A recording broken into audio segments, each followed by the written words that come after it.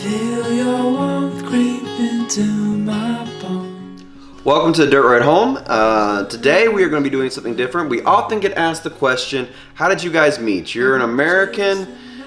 She is from India. How did that happen? And so today we're going to tell you exactly how that happened. Something great. 'Cause I remember how we met. It felt like home, just us two. And I remember just what you said. Oh, my eyes are full of you.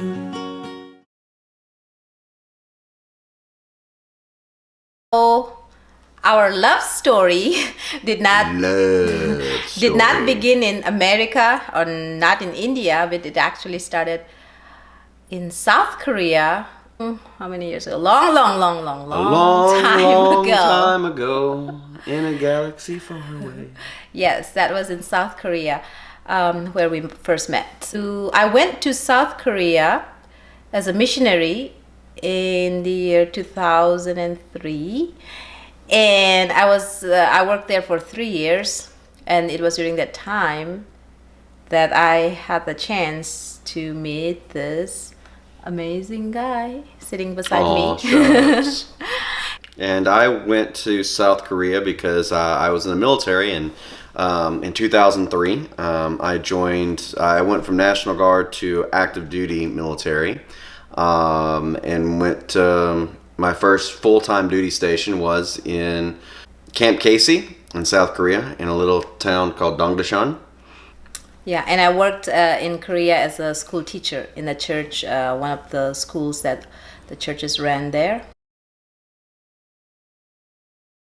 So how we met was really, really interesting. So I volunteered for the USO, which was the United Service Organization. And it's basically an organization that helps soldiers. And I volunteered a lot. I worked in their computer lab. They asked me if I wanted to teach English as a second language. And so I'm like, yeah, sure, I guess. Around that time, I had joined a social media website sort of thing. It was not like, it was way before Facebook. Before MySpace. Before MySpace. I think it was called High Five. So I had joined that. I signed up there, and then I started getting some friends requests. And there was, I had a friend request from this guy. So let's go back first. One of the things that I wanted to do is there was actually like some search criteria on there, and I was able to search for English as a second language teachers. And so she had listed her job as that, and so I kind of just scrolled through and was kind of just looking at some of the profiles of the different people, and I reached out to 2 or 3 different people. And she was one of those 2 or 3. She also happened to be pretty, like her profile picture. So she was pretty, and I'm like, that'll work out really, really good as well. But I reached out to 3 or 4 different people because I didn't have a clue of what I was doing trying to teach English. And so, so I reached out to her and said, hey, I'm volunteering teaching public school on Saturday mornings, and I have no clue what I'm doing. Would you be willing to talk with me and kind of help guide me? It was kind of like an email, not really a chat or anything at that time. Mm-hmm. I just responded and then to his message, and then from then on we started talking, and then we moved on to like a messenger. It was like Yahoo Messenger, I think, and then we would chat for a while, and later on it eventually got onto where we started exchanging phone numbers. And then I'm pretty sure I asked her for her phone number so we can maybe text back and forth throughout the day, because we just like talking. I like talking. Yeah. We would text each other, just say, hey, how are you, or how is your day going, and then just talk about our days. It was kind of like just chill friendship. Yeah, it was a way for me to decompress, and then it got to a point where I would get off work and we'd get back from dinner and all this kind of stuff, and I would talk to her until Taps was played at 11 o'clock at night on bass. He had asked me several times if we could meet in person, and I was not ready to meet him in person. It was okay to just be talking and chatting online and talking on the phone, but to actually meet him in person was a little, I don't know, it was a little scary for me. So she kept coming up with excuses.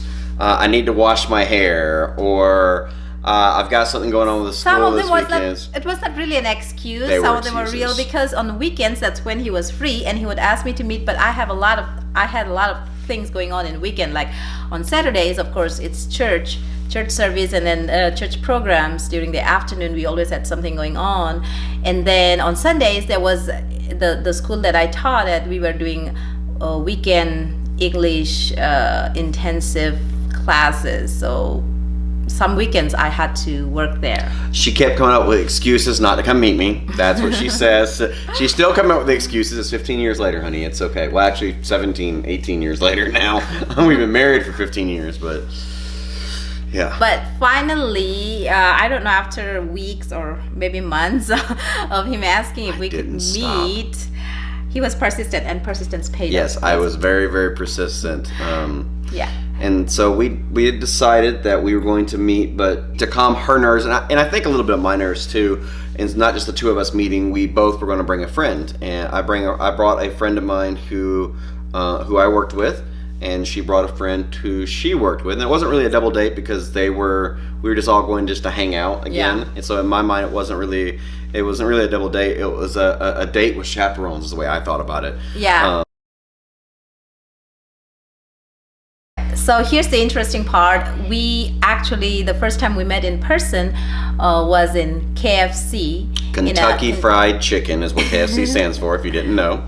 In Uijeongbu, South Korea, in a train station. Because, we didn't actually go in there to eat anything. And I got there we did first, and KFC was a recognizable name for me, so we just stood, because I was super interested. I'm like, oh, that's an American restaurant, so I got super interested. So we didn't actually meet at KFC, but it is interesting that 10 of our 15 years of marriage, we've lived in Kentucky, and we actually have been living 7 years in our current home, which is in the same county as the original KFC. So if it was a movie, it was kind of like a foreshadowing. Yeah, it was a foreshadowing. That we are gonna be living in KFC years later. But anyway, that was where we first met. So we went from there. So Amy wanted to go to a little cafe that was called Hello Kitty Cafe. Hello Cafe. Hello Cafe. That was Hello Cafe. The name of the cafe is Hello Cafe. They have like boba tea. I'd never even heard of boba tea, and so she wanted to get some boba tea, and I'm sitting there like, okay. So we sat down, we ordered, and I just remember getting this stuff and looking. It's like, there's something floating in my drink. What is that? I had no clue. I wasn't super cultured. I hadn't had a lot of experiences. I was still very young. I was 21, 22 years old. From the cafe, I remember we went to, I think we went to the karaoke bong. A karaoke bong was basically, it's like karaoke, but you reserve a room for just your friends. Yeah. So it was just the TV on one wall, couches around it, and we just sat around with all the karaoke mice. It was just the four of us that were in the karaoke bong. Yeah. And I remember we sang A Whole New World, Aladdin. I also remember her singing a whole lot of Backstreet Boys and NSYNC and 98 Degrees. Of course. But it was a really good time. We just had fun just singing and laughing, and some of the songs we don't even know, but kind of just making up as we go. But it was a really good time. And then from there we went and watched a movie, all four of us. You walked us to our bus station. Me and my friend, we got on the bus, say bye, and then we were off. That was our first day when we actually saw each other. I don't know if we call that a date, or it was just a hangout where we hang out. It was a date, guys. But we had friends. It was not just the two of us. Yes.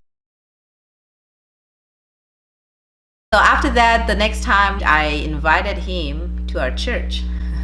Because was that the next time, or that was the second time we saw each other. That was at the church in Seoul, not the church where I go to. The church that I go to was mostly Korean. It was a small country church, and they preach in Korean and everything was in Korean, and I know that he was gonna have a hard time understanding. So I invited him to go to another church in Seoul, where they had English speaking congregation. Yep. And I came again. I brought another one of my friends. At that time, I brought my friend Jason. Yeah.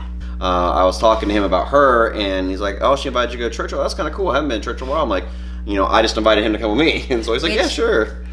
And he was at first kind of confused because it was on Saturday. So, you go to church on Saturday, because I'm a Seventh-day Adventist, and so he's like, "Okay, cool, but we'll just." And I remember going to this church, and it was a huge church. I don't remember anything about the actual church service itself, but they had what they called a potluck. I'd never heard the term potluck before, and I found out that's not just. I thought that was just a church term, but I guess that's a term that's used all over the place. I found out later on, but we went there, and the food was amazing. The food was amazing. I miss that about Korea. Every church, every week they do have potlucks, and the food's really good. Yep.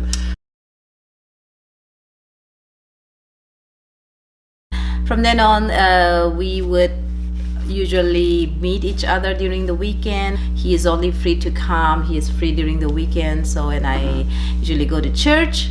So he comes to Gangneung. That's where I go to church at. That's where I lived. So that's where he will go to church with me. Yep. So I started going to church every single Saturday, and so you guys understand what it took to be able to go to church.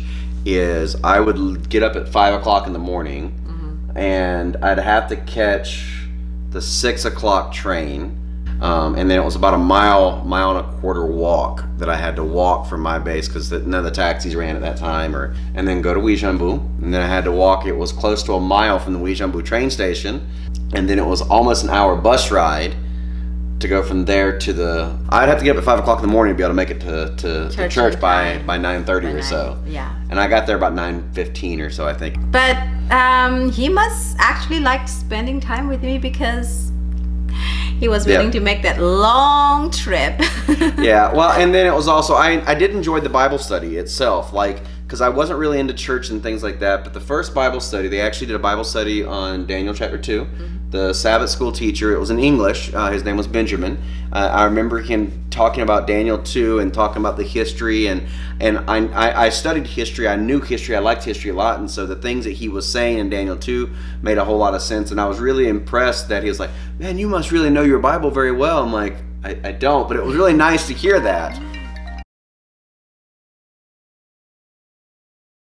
Yeah, so you started taking Bible studies with Benjamin, and I would often send him some of our beliefs, why we believe the way we do, so he can understand more about, what we believe. And then it came to a point where I started realizing that this relationship was getting a little bit more serious.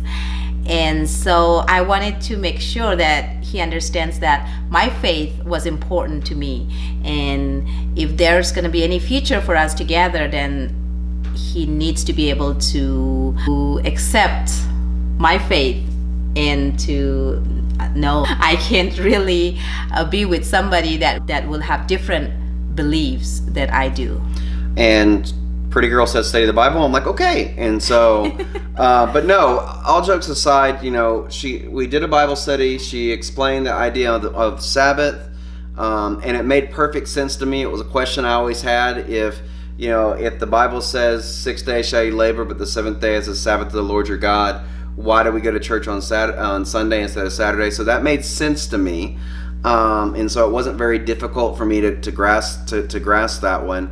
But then she told me that she didn't eat pork or shellfish or any of that, and that one was a little bit harder. We actually studied that one and went back and forth. She would send me articles to read on why she believed that, and I would study this until finally it's a couple months actually on this one topic that I really, really struggled with. When he asked me to be his girlfriend, I told him, I did tell him that, well, you do have to study the Bible and take Bible studies. Yeah. And otherwise. And it wasn't really the fact that she wanted me to necessarily become a Seventh-day Adventist per se. Yeah. She just wanted me to understand what her faith was, and that I needed to at least be Christian, because at that point I was still atheist. I guess I was less atheist and more agnostic at this point. I kind of started transitioning because I was a diehard atheist in my late teens, early 20s. The Bible studies was just because, you know, she was pretty and she told me to do it, but there was something about just the way she handled herself that had me actually longing to know more about Jesus and to know more about the Bible, and that it was real for her and it wasn't just something that happened on the weekend when she went to church. By this time, he's been coming to church regularly. He would come often during the weekends. There were some days, I think he got holiday, and he would even come to my school and help me with my work. My students really loved him, and he would help me with teach and time. Yeah, and so I did want to note though that the whole church service itself was in Korean, so I didn't understand very much at all because my Korean was very basic.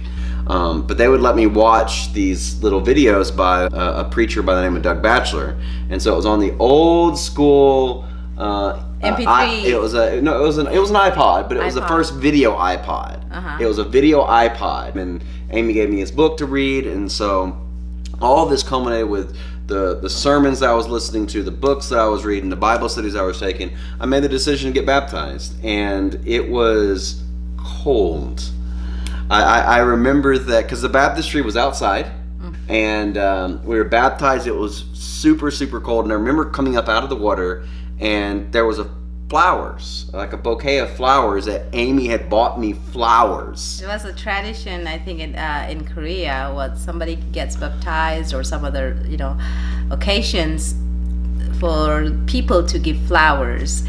And that was the first time I'd ever gotten flowers from somebody, and I thought that was really cool. And to this day, when we have baptism at church, we always give some kind of potted plant or some kind of flowers to those that are baptized, because that was something that was just super touching and super meaningful to me. So that was an amazing day, the day he got baptized, because for me, I knew that was God working in him on his life, and he just kind of used me to introduce our faith and Jesus to him, and so it was such a blessing. It would be just a couple of weeks later, I would get on a plane and I would fly back to the United States. I would go to Georgia, and I went to a school in Georgia, military school in Georgia, where I would learn more about electronics, and that was a very tormentual time in my Christian faith, because I was still drinking. I told her I'd given up drinking, but I hadn't completely given up drinking. But it would take me close to a year to completely quit drinking. And this time, the whole time she was in Korea, and then she'd gone back to India at some point. I don't remember what point she went back to India. After you left Korea, I stayed back in Korea for another 5 or 6 months. Then the spring of the next year, in 2006, that's when I left Korea and went back to India. So we had this full year and almost a year and a half of a year and maybe a couple 2-3 months. months. Yeah, because I left long distance relationship. I left the end of October, like October 30th or 31st is when I left Korea. And then I left, And then I came back to India, but we'll get to that in a minute. I ended up getting rebaptized. The pastor had preached a sermon on a Sabbath morning about getting off the fence, and I knew that I had to make a decision fully. Drinking again, I gave up drinking cold turkey that day, and I ended up getting baptized on April 1st of 2006, and never turned back. Now, I haven't been perfect. I still learned a lot of things since then, but that was when I really made that decision, and I think that's where I really had fully committed. Like, with us being apart, it was hard for me, and I had really committed at that point in time. And then it would be in January when I got out of the military. I went on what's called terminal leave, which means I basically got 2-month vacation before I got out. So I went to India. Yeah, he told me like a week before he came to India, saying, "Hey, I got the permission. I got the permit. I will be able to come and see you." And I'm like, "Oh, great!" So it's been like we have been apart for over a year. And then so I told my parents that, you know, he was gonna come visit us. And my dad's like, okay, if he's gonna be coming here, why don't we have the wedding while he's here? So we got about I think it was like 10 days. yeah, we set the date and everything, and then we have about like 2 weeks, maybe a little bit more, but to get ready for the wedding. So it was like a whirlwind. Yeah, and I remember Vacation. landing in India after all the travels and whatnot, because it was a itinerary. So I was tired, and I remember landing in India, getting to the airport. We got to Guwahati, right? Yeah, he flew to Guwahati. Flew into Guwahati, and was just like, everything was so different, and I was so exhausted. And then she's like, well, while we're here, we have to go shopping. And I remember going to like some kind of dhaba for breakfast, and it was like 9 o'clock in the morning when I got there. So they were just gotten up. I had been traveling for 2 days. I was exhausted. Yeah.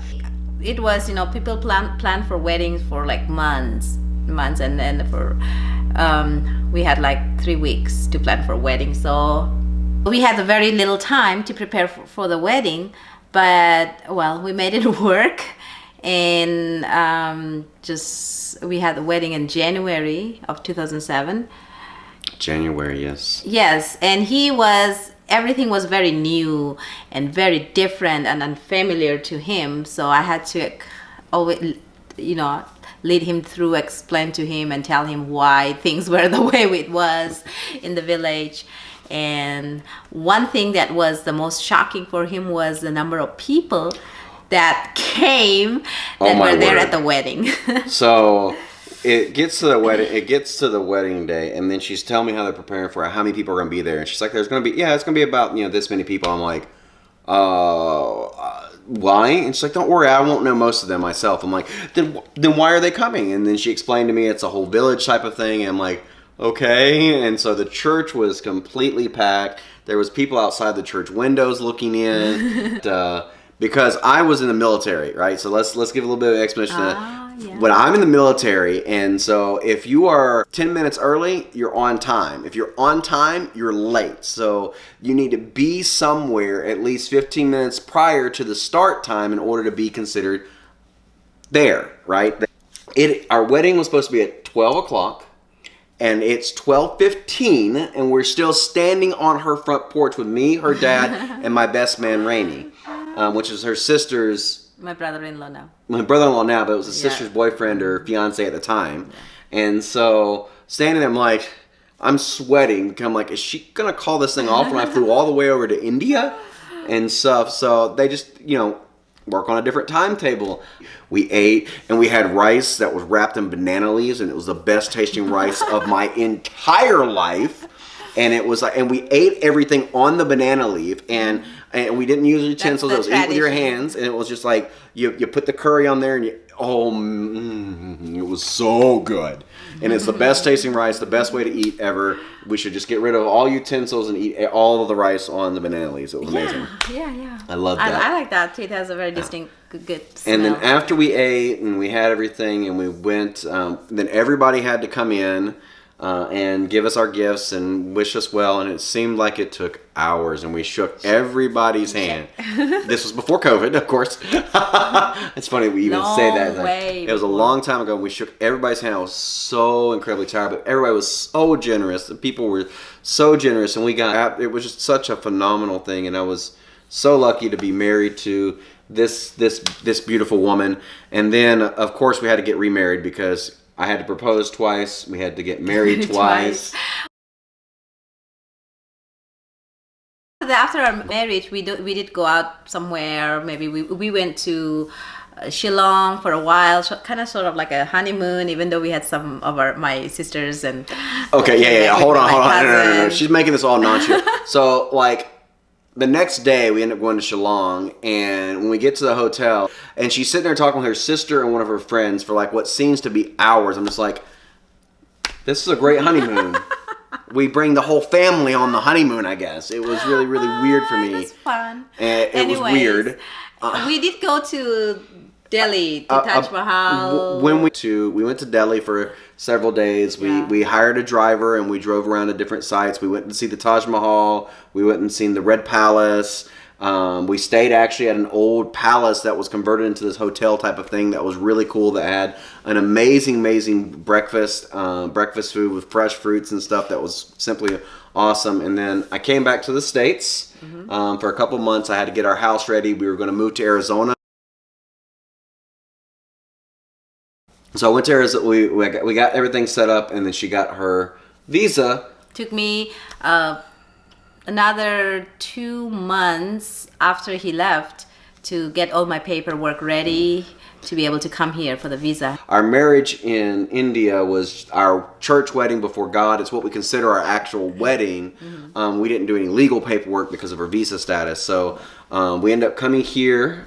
And getting, after I got back here, that was in Arizona where we first stayed. Yep. And then we had a little wedding again because after I came in a fiancé visa, we had to be married within 90 days? 90 days. I think yes. 90 days. Yeah, legally married. So we had a little wedding ceremony at the office, a tiny office of our youth pastor. We did our wedding in his office with our best friend Heather and the church clerk as our church witnesses. So there was literally 5 people in there. There was the pastor, our 2 witnesses, and us, and one of our witnesses was a church clerk. And then we lived in Arizona for a spell, and then we moved to Tennessee. I got the call to be for pastoral ministry, and so we moved to Tennessee for me to study, and then we moved to Kentucky.